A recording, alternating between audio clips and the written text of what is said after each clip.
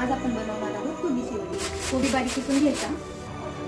आता कोबीच्या वडी बनवण्यासाठी काय काय लागणार आहे ते सांगते. अर्धा चमचा ओवा, अर्धा चमचा जिरे, 1 चमचा तीळ, लसूण आणि हिरवी मिरचीचा ठेचा, 1 वाटी कोथिंबीर, अर्धा चमचा हळदी, 1 वाटी बेसन, 2 चमचे तांदूळाचं पीठ, चवीनुसार मीठ, चाट मसाला, तो घ्यायचा.